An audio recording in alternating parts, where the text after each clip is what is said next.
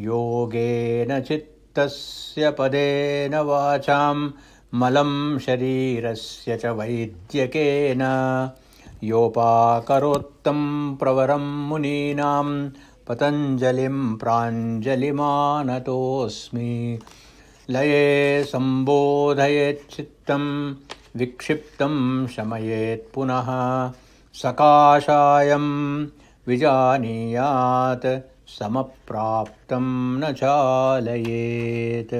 Om. So in the last class we actually traced the origin, development of the Yoga Shastra, and then we also established that Patanjali and Yoga Shastra is not a creation of Patanjali, but actually he had a long tradition of yoga thought. So he sometimes, an extraordinarily brilliant people come along, and when they come along, they actually push all the work that was done until then to obscurity.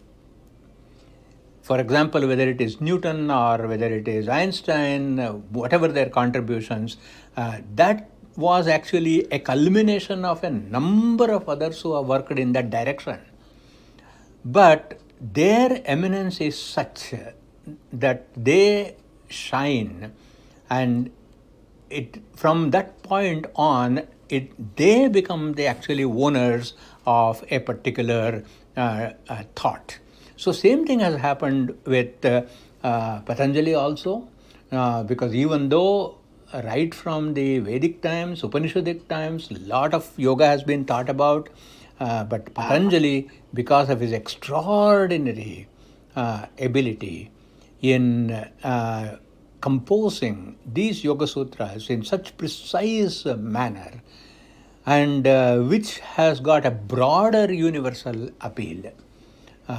And that is why Patanjali stands out in the yoga thinking. Of course, he had a lot of things he does draw from other wisdoms.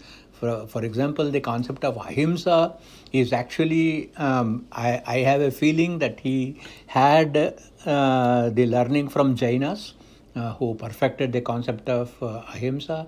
Then from the Buddha, the concept of samadhi. So therefore, he did have the benefit of other great thinkers also. However, that doesn't belittle Patanjali's contribution. So since this is a intermediate level or an advanced level class, we will also do quite a bit of study of the various words that are used, and then find their place and why a particular word is used and how that word has got to be translated and understood. So as we enter into the text, the first sutra, as we all know, is Atha Yoga Anushasanam. Atha, it starts with the first word Atha. So how should we interpret the word Atha?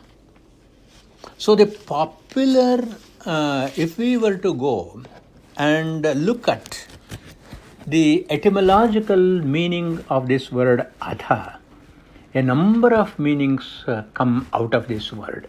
And then we have to actually home in on the precise meaning of the word Atha in the context of Yoga Sutra. And of course, for those who are studying the Yoga Sutra for the first time and they don't have any insight earlier, for them the presentation would be, okay, now we are going to start the study of yoga.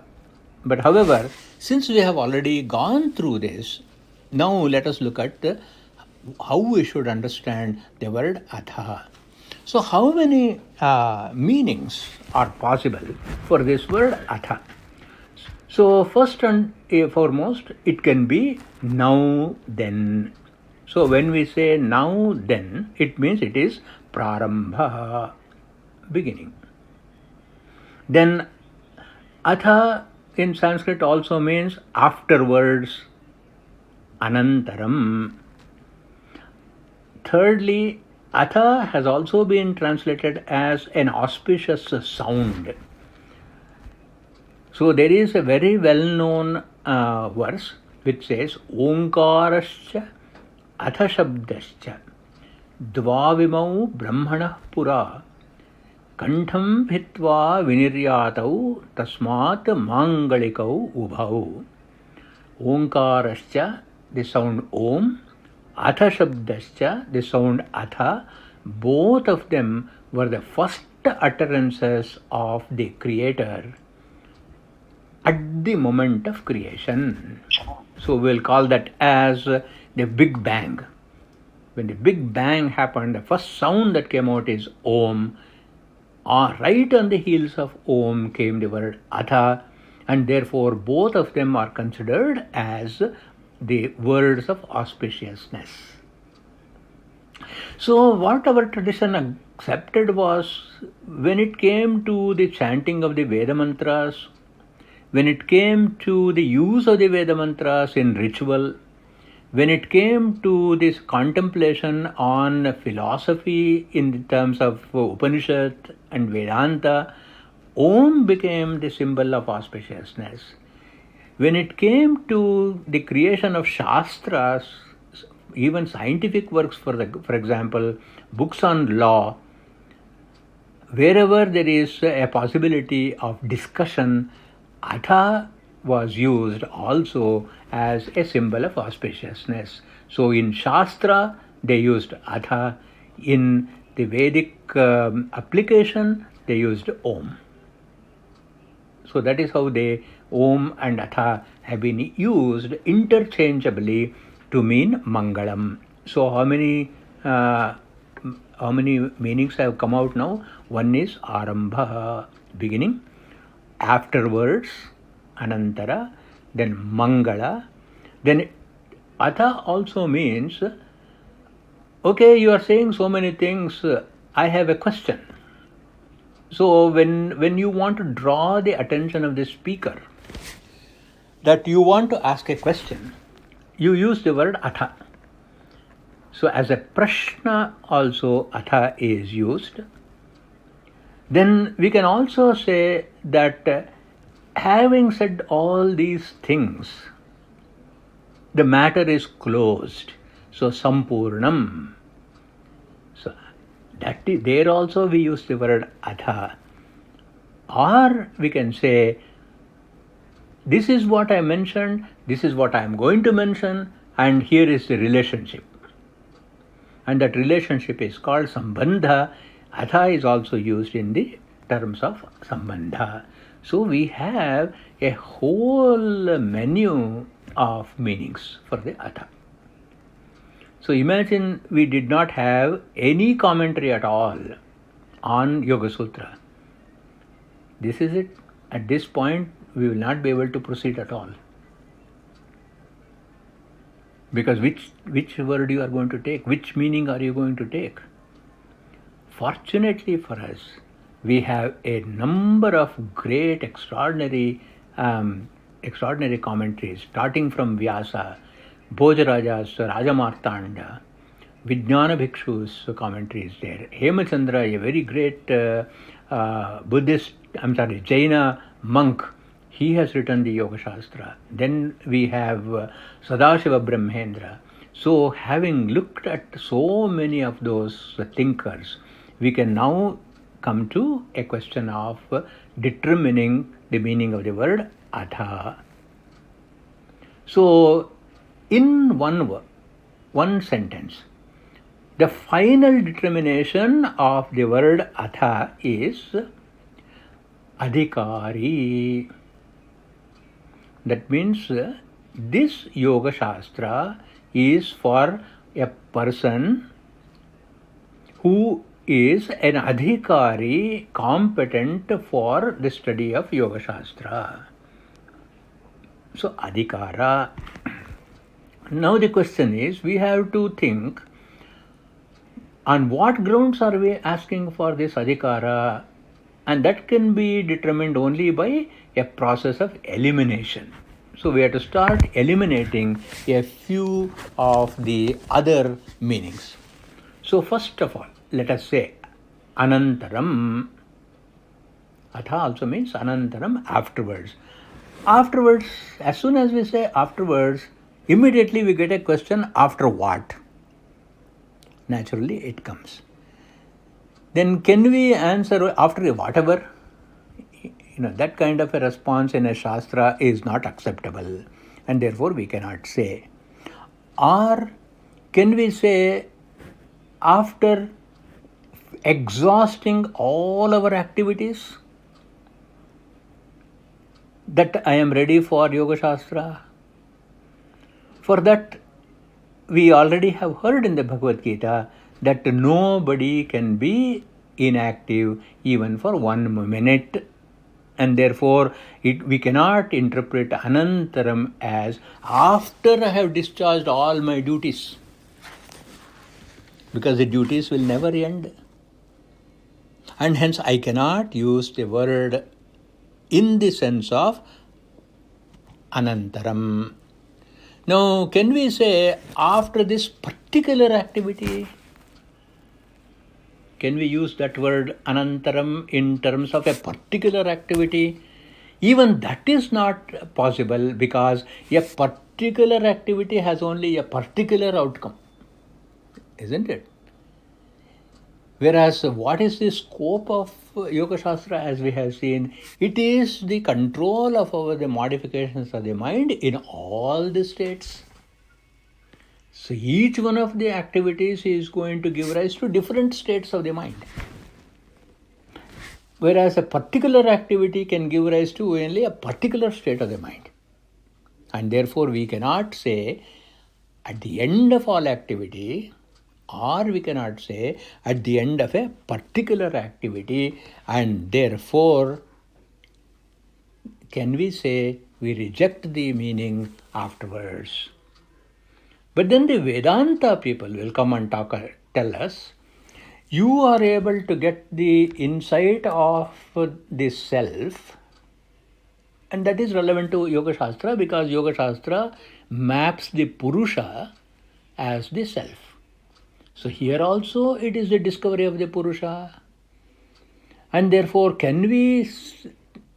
do we argue with the Vedantists who will come and say, Shama Dama Uparati, what we call as a Sadhana Chatushtaya, Viveka, Vairagya, Samadhi Shatka, the sixfold Shama, Dama, Titiksha, Uparati, Shraddha and Samadhana, which we have seen in our study of the Gita and elsewhere, and Mumukshutvam. After getting the competence of the Sadhana Chatushtaya, can we say that? Even that we cannot say, because the Shama, Dama and Uparati or Titiksha, even without that, Yoga Shastra can be studied, because Yoga Shastra is going to teach us how to achieve those abilities in the Ashtanga Yoga. So therefore, since it is already part of the text which is going to follow, we cannot even agree with that. Okay. So can we take the idea that there is a guru who has become adept in the knowledge of the Tattva Jnana, and then who has actually achieved a yogic state, and this yogic state, whoever has achieved this guru desires to teach. Now, why do we take that? It is because while tracing the origin of the Yoga Shastra, we said that this has started from Hiranyagarbha.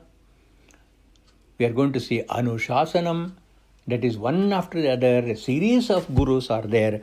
So can we say that when a guru wishes and wills to teach, and then calls a Shishya and say, come on, I'm going to teach Yoga Shastra, the determination on the mind of the guru, after that, yoga starts. Can we say that? We can't say that also, because just because the guru wants to teach, the Shishya may not be interested in learning. So now you can see how precisely the etymology itself is studied, and they say we are going to reject the meaning of this anantaram. And then we need not again emphasize that this is actually a shastra which is going to give us an upaya or the methodology for liberation. We'll call it as mokshopaya. So when the text itself is going to lead us to liberation, we don't need to have an insight into another shastra which is also talking about liberation. Because if I pursue that shastra, Yoga Shastra is not required, but Yoga Shastra also leads us to persuasion, and we have the authority of the Upanishad. Say, for example, Kathopanishad has a beautiful mantra which says, Adhyatma Yoga Digamena Devam Matva Dhiro Harsha Shokau Jagati. By means of knowing the Adhyatma, the Purusha, knowing it, dhiraha, a person who is intelligent, harsha shokau jahati, will be equanimous about joys and disappointments. So this, therefore, we cannot accept anantaram. What about mangalam? We don't have to again emphasize mangalam, because as soon as you say atha, it is mangalam, okay, we will accept it is mangalam, but it's not the ultimate meaning of atha. Can I ask a question there, Ashok? Sure. So can we think of, if you look at the practices which are in Upanishads and everywhere else as compared to Yoga Sutra, there is this what versus how differentiation. Because a lot of other texts don't go into the how part of it. It spends more time on the what part of it. Whereas Yoga Sutra is more about the how part of it. So could we think of this atha as a way of saying, someone has the mumukshutva, has an intellectual understanding of what, but is looking for the how of making it, getting there. So could we, from that perspective, could we say this atha, there's a importance for it to think of it as a stage of development? Could we not look at that? Sure, which means that the person is an adhikari, right? Yeah. So therefore, adhikarartha is what we should take for atha. Adhikara, yeah. So that's where you hit the point on the nail. So among all these meanings, we have got to take the adhikarartha. So what is the adhikarartha? Anybody who wants to control the mind is competent to enter into this. So therefore, we do not expect any prerequisite whatsoever is the answer. Because if you take any other interpretation, anantaram means, okay, you have to do this, go, and then your body is weak, it's not able to do yoga, so you go and eat lot of healthy stuff, and then make your body fit, and then come back, I will teach you, and that won't work. So the beauty of Yoga Shastra is anyone who is interested in controlling one's own mind is the adhikari for Yoga Shastra. And this is the reason for its universal appeal. So as soon as atha comes, it is not only an auspicious beginning, but the person must have a desire to control the mind. That's all. And for that, what prerequisite is required? Only prerequisite required is that I don't like my mind being in disturbed state. That's all. This can be available for abala vriddha, that is from children to the old people, across cultures, across civilizations. This is applicable because it is a human condition. And then This desire now has to be parsed. This desire for control of the mind has to be parsed. Here is where we have to again contemplate on the three gunas, sattva, rajas, guna. The genius of Sankhya Shastra is discovery of the three gunas. I want you to please contemplate on this. If we did not have the benefit of the definition of sattva, rajas, tamo gunas, so many things we know about ourselves would collapse right away. Extraordinary discovery of this concept of sattva, rajas, tamo gunas. So there must be a desire for divine life, and for this desire is where there is a predominance of sattva guna. So therefore, when we say atha, we are going to tell, the Guru will tell the student, you must now, by means of studying the Yoga Shastra, you are going to develop a passion for pure knowledge. One of the no sectarian thing. Suppose we were studying a particular school of philosophy, then we have got to follow the leader of that philosophy. But what about Yoga Shastra? In Yoga Shastra, he is only asking, do you have a passion that your knowledge must be pure? Number 2, do you want to cultivate compassion towards all? I am listing all these things which thread will be picked up later by the Yoga Shastra. And number 3, do you value love and friendship? Do you want to have faith in one entity which will not fail you in your faith? Do you want to have that? Are you interested in self-control? Are you interested in keeping your mind equanimous? So when we take all these things, we can also see praharshaha.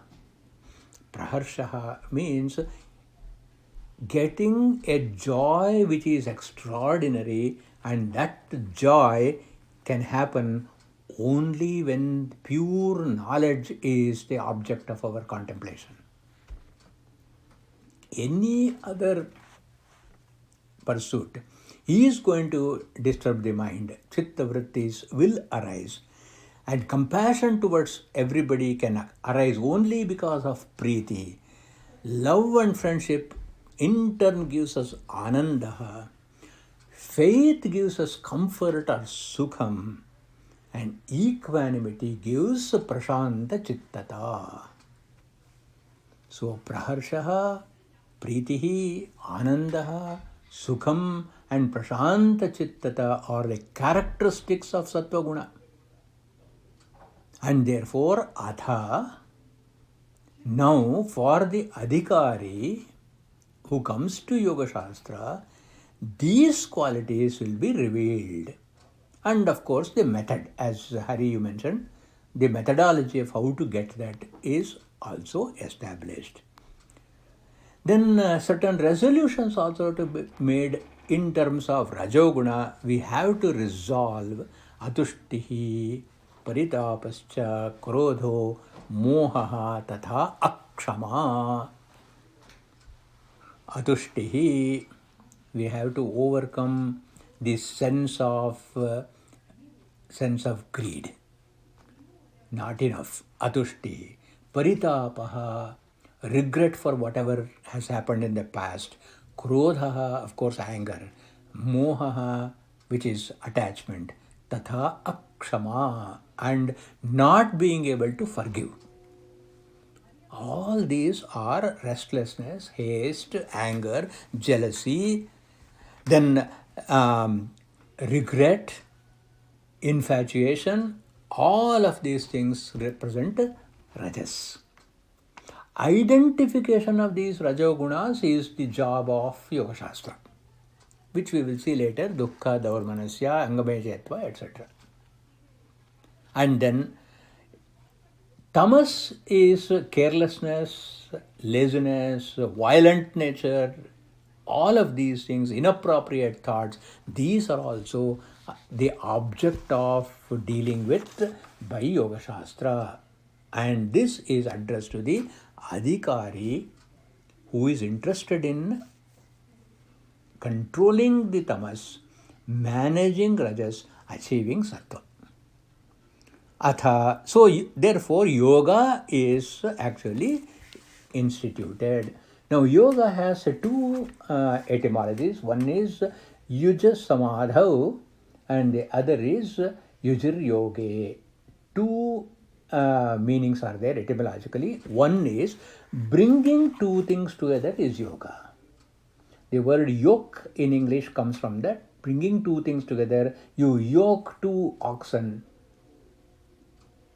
to draw the cart. In fact, probably some of us who have married a little earlier, you might remember that in the wedding they used to keep a small yoke on the back of the nape of our neck, on the back of the bride and the groom. And there are mantras which say, now both of you walk in your life together. So I do not know how many of you remember the priest doing it. Yes. So that also, which is bringing two different entities together for a single project, is also yoga, that is samyoga. Can we take yoga in this sense of yujir yoga, bringing two things together? There is a problem with this because all samyogas, that is everything that comes together, must end in viyoga, isn't it? Anything that comes together must end in separation only. That is the niyama.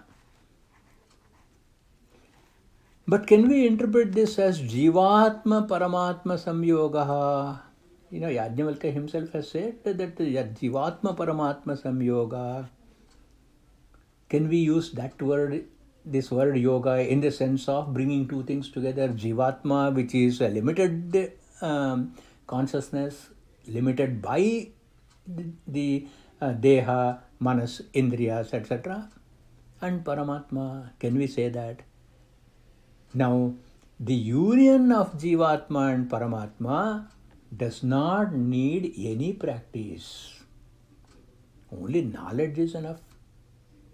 But yoga, what is yoga? Yoga is a practical manual. And therefore, we cannot take the word Jivatma Paramatma association, but we must take the meaning Samadhi. Samadhi, what is Samadhi? It is Samatvam. Whatever we see in the Bhagavad Gita as equanimity or Samatvam is the meaning we have to take for the word yoga. So, atha, for the adhikari, to make him yogi, which is to bring him equanimity, yuja samadhau is taken, and anushasanam. Hari, you have a question? Yeah, I was thinking, as we stayed at the topic of Atha, Brahma Sutra starts with Adadho Brahma Jijnasa. There you see Jijnasa is the word. That's the key. Yeah, the tu is used to meaning the therefore, and which is not used in Yoga Sutra. Yoga Sutra just starts Adha Yoga Shastra. It doesn't use the word therefore. Yes. And I was wondering, any thoughts on that? Yes. As far as the distinction between Yoga Shastra and Brahma Sutra, which starts as Atato Brahma Jijnasa, in the same context, we can also think of the Smriti, the Dharma Shastra, which says Atato Dharma Jijnasa. So, when you look at the word Jijnasa in the sutra, first sutra, it means it is a Jijnasa Shastra, means it is a contemplative, argumentative situation. That is, everything will be argument, there is a Purva Paksha, somebody says something, and you listen to it, you refute it or support it, and you come to Siddhanta. That means conversation and argumentation is there.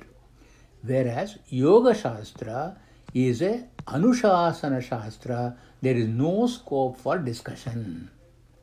That's the difference. So in Yoga Shastra, there is no such thing as, what is the Purva Paksha, what is the Siddhanta, what do you say, and then how is it I agree or don't agree, and let us both come to an agreement. So there are two kinds of Shastras. One kind of Shastra is called Jijnasa Shastra, where there is scope for discussion, and the other one is Shasana, Anushasana Shastra. Yoga is a manual of just do this, that is all. So that is the distinction between the use of Atha in Brahma Sutras and use of Atha in Dharma Shastra and the use of Atha in Yoga Shastra. So Atha Yoga Anushasanam. Anushasanam is a little more easy to parse. That is Anushasana, that is I am telling you, says Patanjali Maharshi, in the way it has come from Hiranyagarbha and down. So I am not giving you any authoritative argument and say that this is my view. I am telling you to do this as an Adhikara Shastra and you follow. No, I am only consolidating what Parameshwara, Hiranyagarbha himself, in the very beginning said, and therefore this is Anushasanam. Because Hiranyagarbha yogasya vakta na anya puratanaha is one of the statements made. I mean, just to give you a translation, Hiranyagarbha,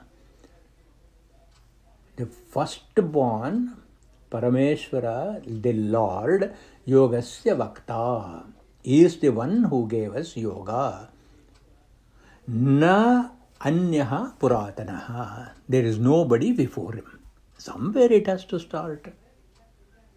I am quoting from the law book of Yajnavalkya.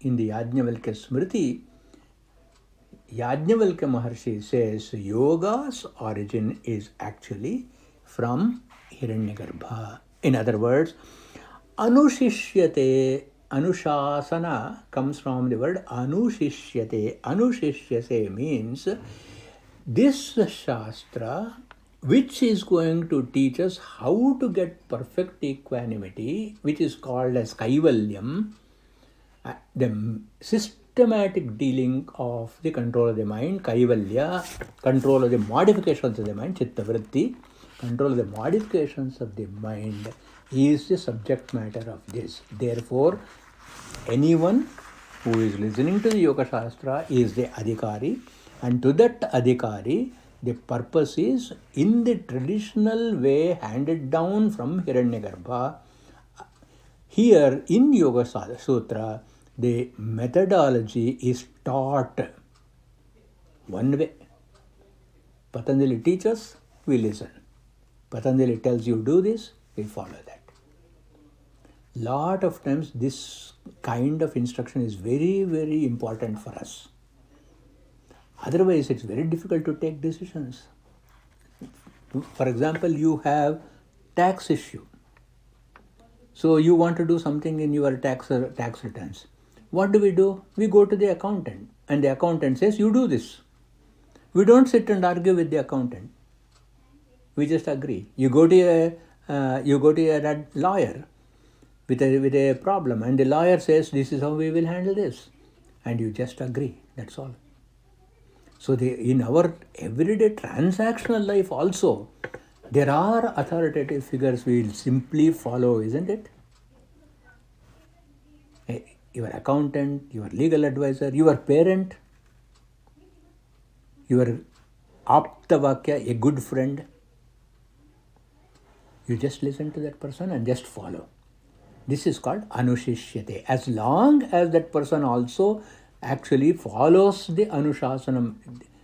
If the lawyer is advising you, he must actually use his advice according to Anushasanam. So here, because Hiranyagarbha is the teacher, And for Hiranyagarbha, there is no agenda to actually distract us, and therefore this is a reliable, trustworthy Shastra. And then, so how should this Anushishyate should take place? The Antahkarana, so we have defined the Antahkarana as the emotional mind, Manas, as the memory, Chitta, as the intellect, Buddhi, and the sense of I, Ahankara. So in Manas, Buddhi, Chitta, Ahankara, which make up the Antahkarana, each one of them have a platform of action, isn't it? In every platform of action, whenever there is an action and an activity, there are modifications that happen to the mind. We will call that as bhumika. The Sanskrit word bhumika means that is the stage. So in every activity, there is a stage on which our manas, buddhi, chitta, ahankara function, and they function according to its own dharma. Emotion has got its own dharma. Illogical attachments, unsustainable expectations could be there. In the discrimination of the buddhi, there may be moha, or there may be clarity. So many dharmas are there, some positive, some negative. In all these dharmas, in every dharma, Yoga Shastra, what it does is it brings us to the state of Samadhi. And therefore, as a derivative of this sutra, we must actually see what kind of avastha or states can be there for this mind, for this chitta, basically. Please don't confuse it with chitta. Chitta is pure consciousness. Chitta is this antahkarana. So this chitta has the 5 states as we have seen earlier also. The kshipta, mudha, vikshipta, ekagra and niruddha. 5 avasthas are there.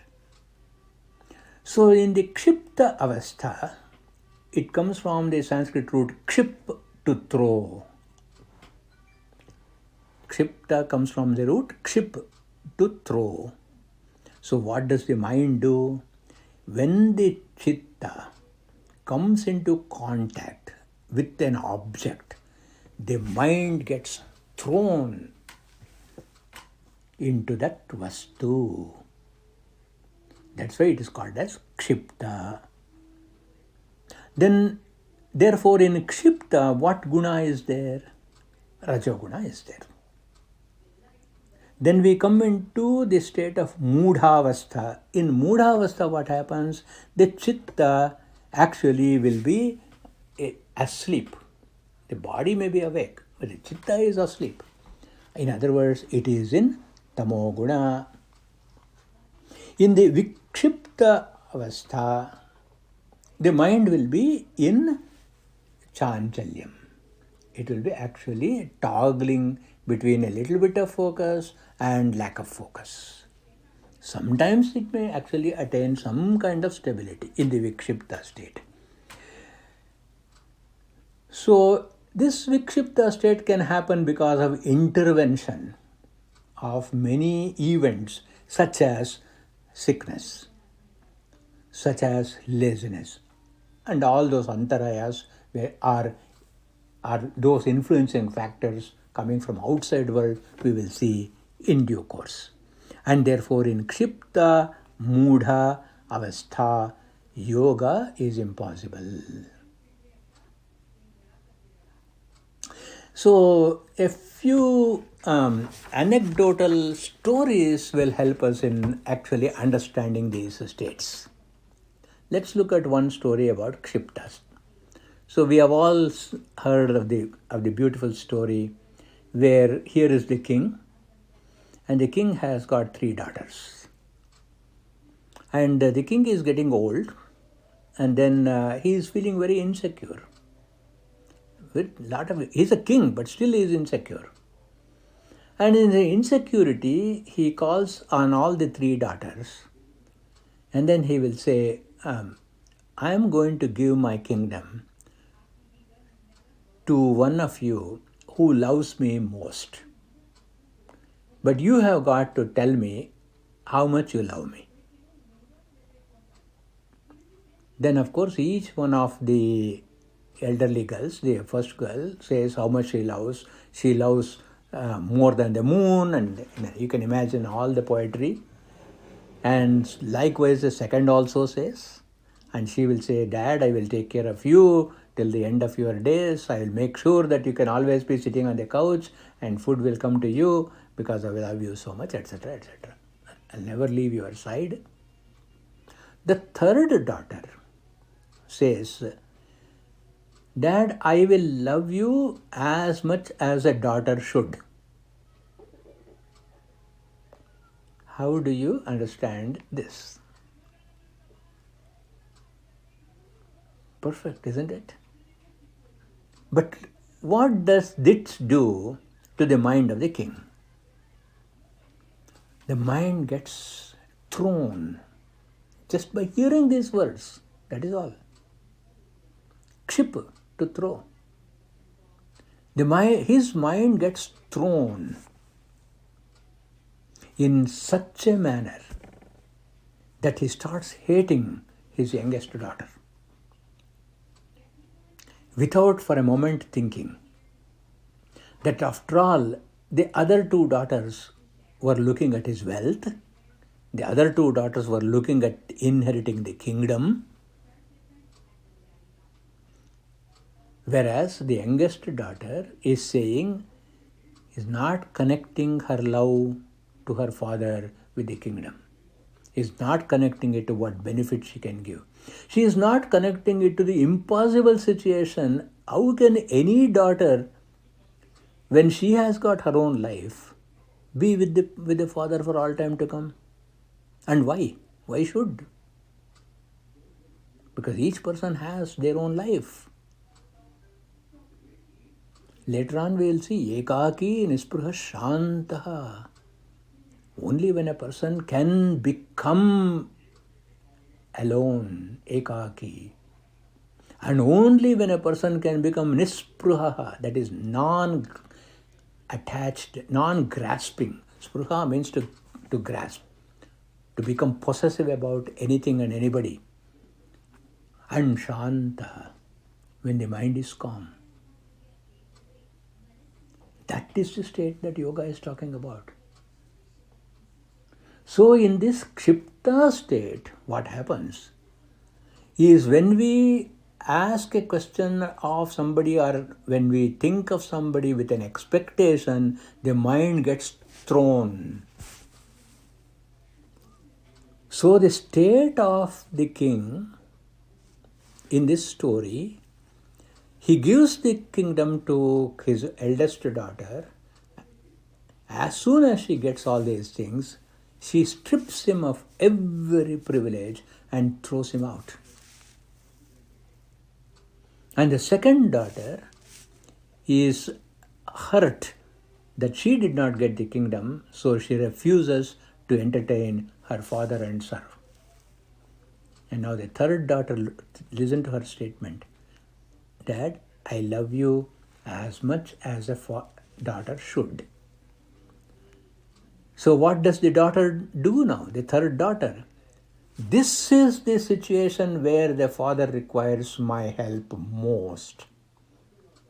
So as a daughter, I am here to help my dad, and she takes her father into her household.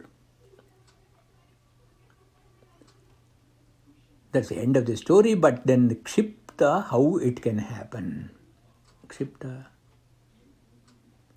Then you have the vikshipta state. In vikshipta state, let us look at another story. This is one of the Buddhist parables. On the banks of a beautiful river, there was a woodcutter. And this woodcutter, very meager possessions. He had a small hut. And in this hut, he had only three things with him. He had a mat on which to sleep. And then he had a rope, because he could actually tie whatever wood he cut. And thirdly, he had an axe. That's all he had, three possessions. And it so happens that every day he would go to the wood, cut the wood, tie up, and then go to the nearest village, sell the firewood, and then he would make a meager living. And in one of those times when he had gone to sell the firewood, Bhagavan Buddha had come there and was giving a pravachana. So he completed his sales and sat in the evening when Buddha was giving the pravachana, and Buddha was talking about, that how desire is the cause of everything, and then to renounce all the desire. So immediately he was so carried away by the Buddha's words, he came back home, and then he could not take his mind off of what the Buddha had said. So for a week, day in and day out, he keeps thinking about the Buddha's words. And finally he decides, I'm going to give up everything, and then I'm going to become a disciple of the Buddha and become the Buddha Bhikshu. And then he locks up his hut, then goes to find the Buddha. On the way he thinks, did I lock my hut properly? I didn't check a second time whether I had locked or not. Then he comes back. So some more time passes. Then he decides, what is it? I am supposed to give up everything. See, please note, all this is Vikshipta. What is the Vikshipta state here? The Vikshipta state is, I want to go and become Buddha's disciple. So there was a certain amount of decision. Then I cannot go there until my hut is secure. Toggling. This is Vikshipta. So in the second iteration, what he does is, he does not even lock the place.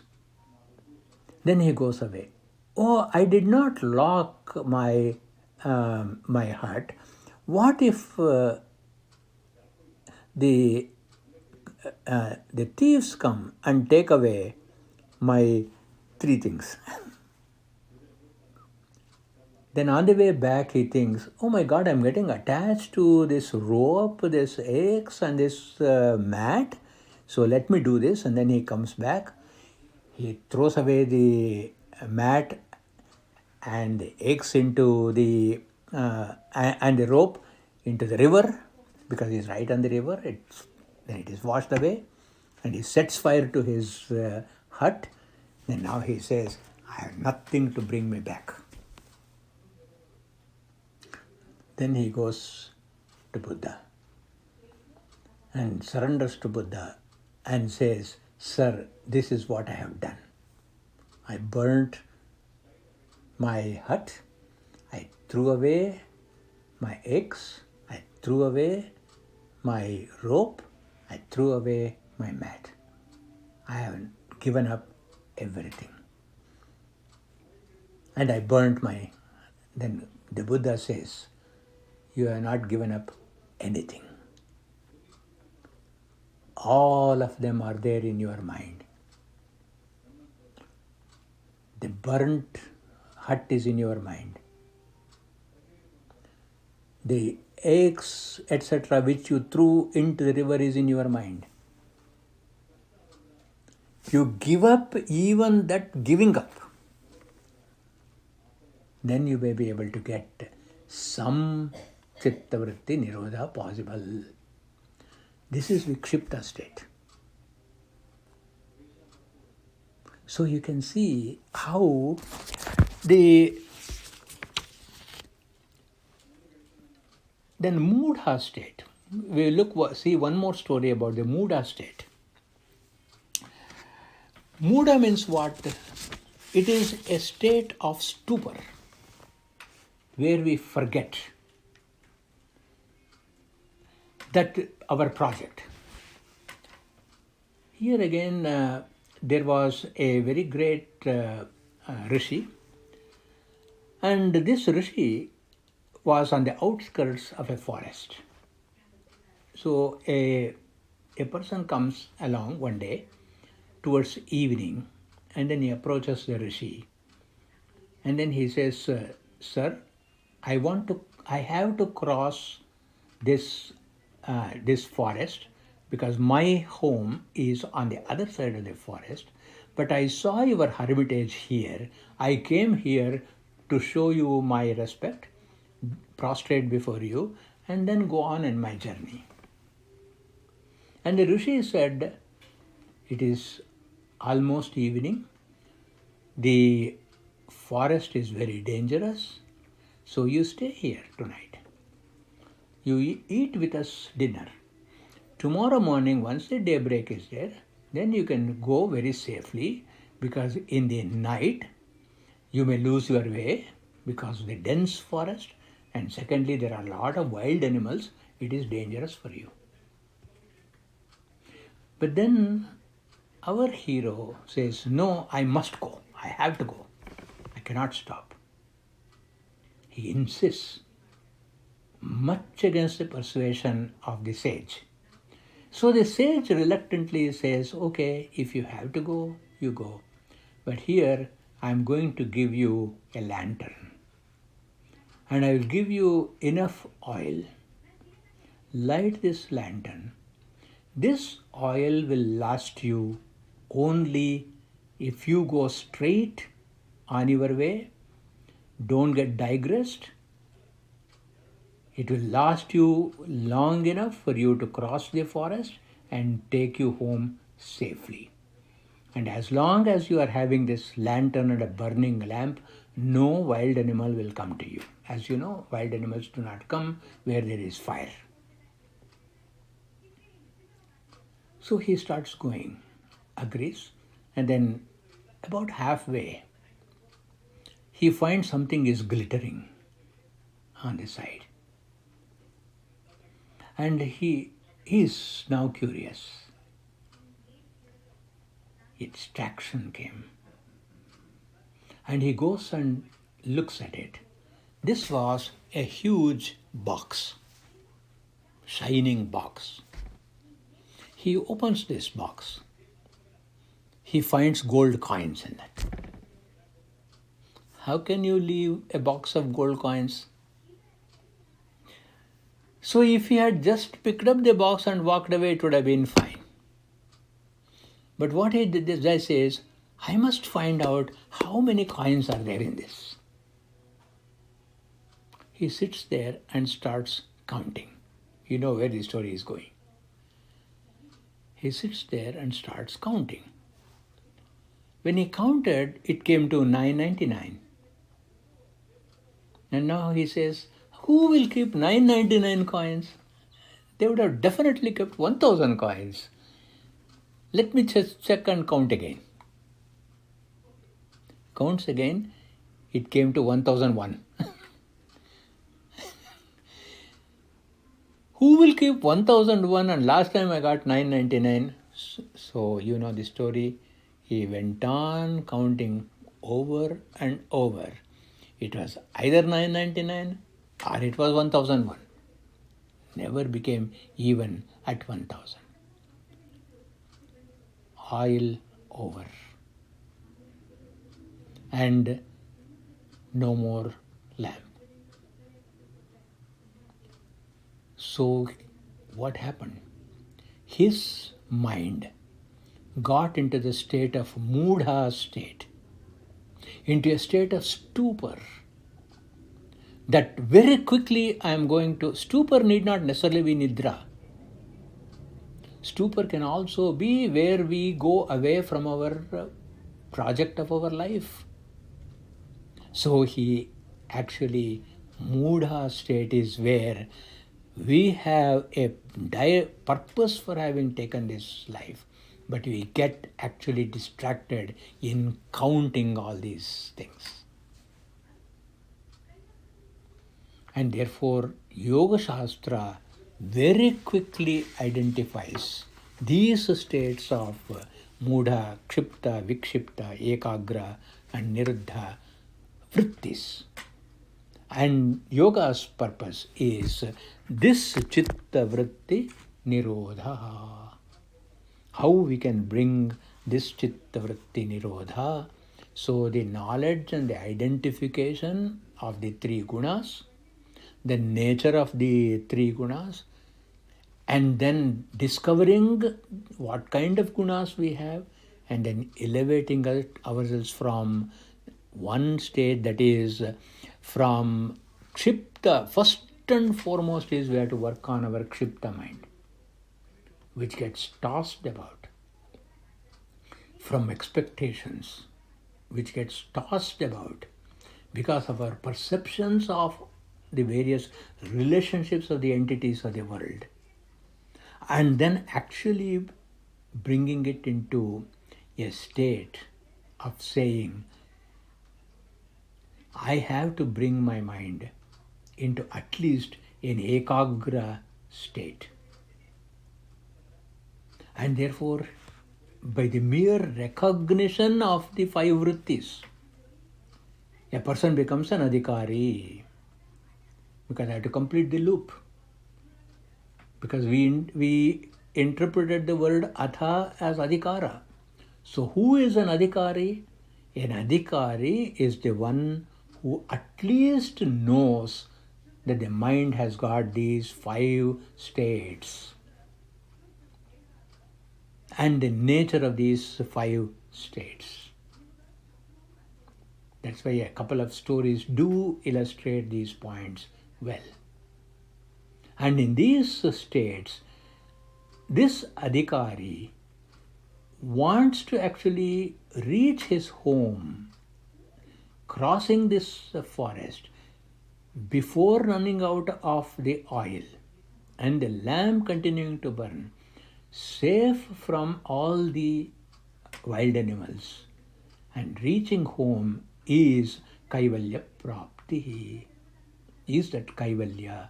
And a person who desires to reach home safely is the adhikari. And what is the sambandha, relationship between the Shastra and the adhikari? You remember we talked about in one of the technical terms, adhikari cha vishayaha sambandhascha prayojanam. Who is the competent adhikari? Adhikari cha, what is the subject matter of vishayaha? What is the Vishaya? The Vishaya is I have to reach my home safely, which is Kaivalya Prapti. And what is the Sambandha? The Sambandha is the subject of Yoga Shastra, gives us the way. And I have to understand the way. So the erudition of the Shastra, the receptivity of the student is the Sambandha. And this Sambandha is completely adhikara, Vishaya, Sambandha.